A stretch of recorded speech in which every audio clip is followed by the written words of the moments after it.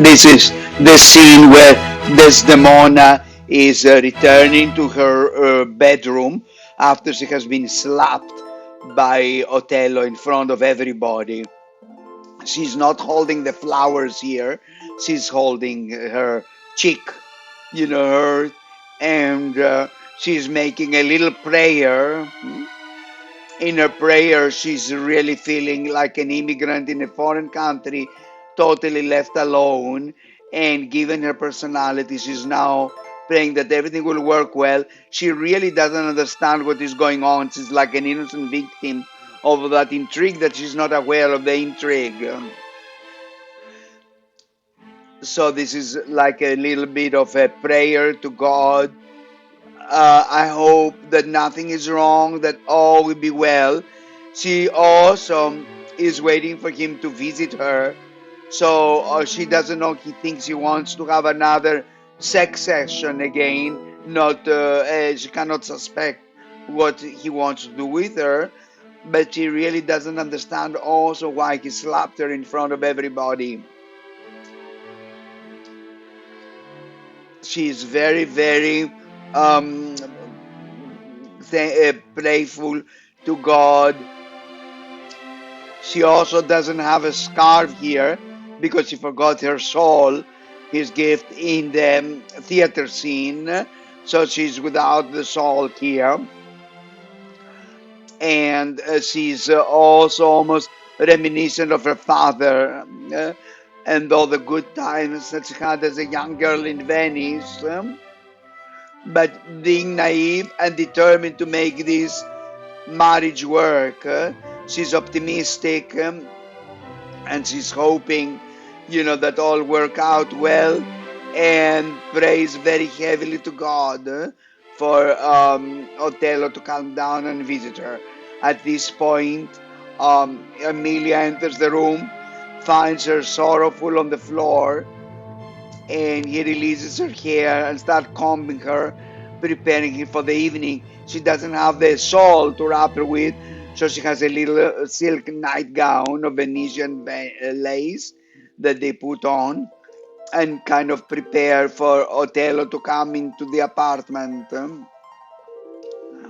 This is a little bit Emilia trying to console her and pep her up. This is a very good opportunity for me to introduce some innovation in the padded day of two women. I want some women lift. The whole idea here is that these are two women put in a country that they know nobody, and they are supporting each other. They both came with their husbands here. Their husbands kind of let them down. So it's kind of two women supporting and telling each other, don't worry. It's also important to show the two different personalities. Emilia, almost pragmatic feminist woman, and Desdemona, a dreamer, a narcissist, an unrealistically romantic woman that thinks that this marriage can work out.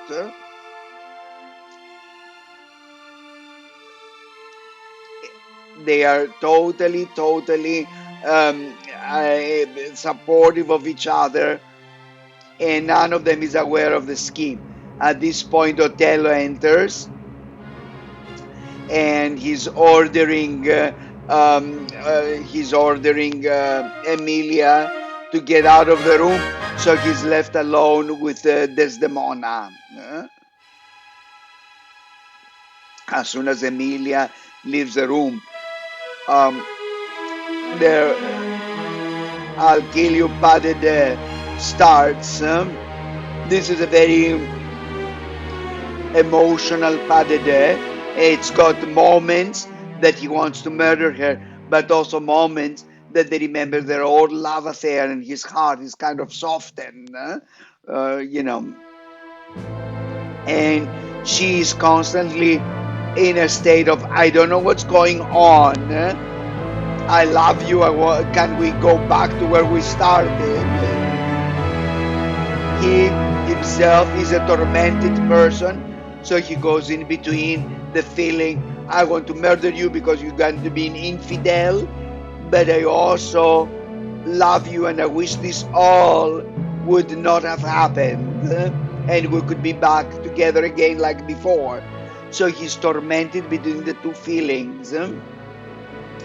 This is a little bit indicative of what's happening. The lifts are off music. We'll bring it all to music and give it the feeling that suits our storyline. But basically, the idea here is to portray this totally unaware of the scheming, and he's tormented between, I believe the scheme, you are a disgusting woman, I don't want to know you, but you're also a woman that I loved, and I think at some point you've been innocent and loving.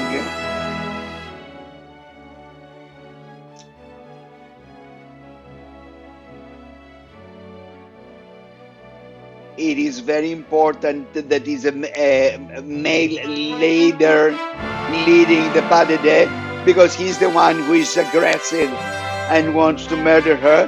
And it's important to have moments where they also remember their old love story, and his heart has soft moments, and moments of harshness.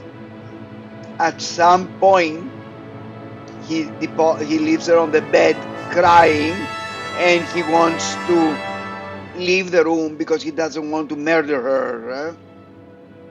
So he's going,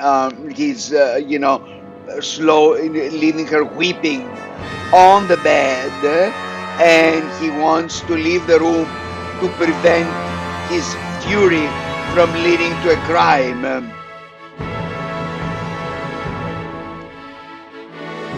As he's leaving the room, he goes to the left, right, back, and front corner.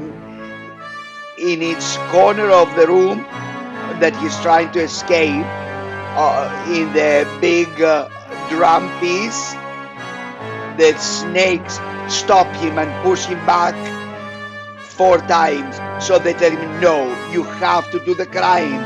Jealousy is in your heart.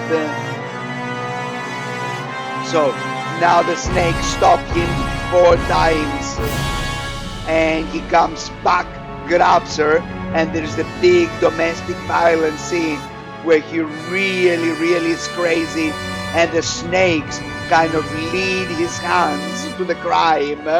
He totally loses control.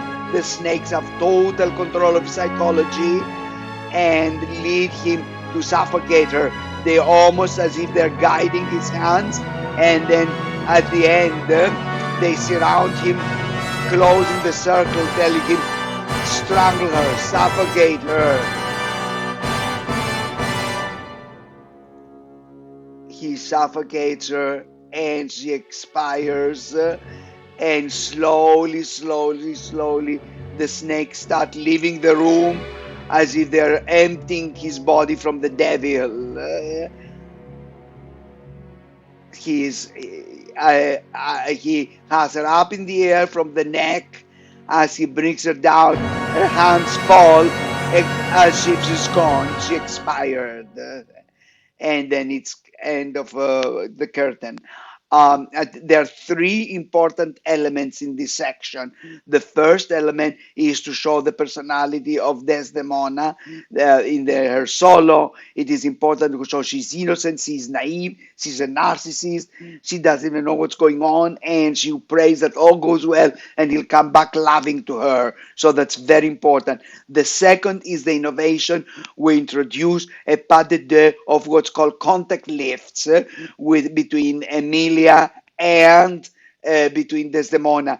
It is very important that the lifts are choreographed. They don't look like demonstration or improvisation lift, but they're part of the choreography, and that's why I've shown the two sections together. So the one is total choreograph, the other is total improvisation. We need to blend the two and make the lifts coming in between as they are part of the choreography, and constantly showing the support and the desperation that the two women go through.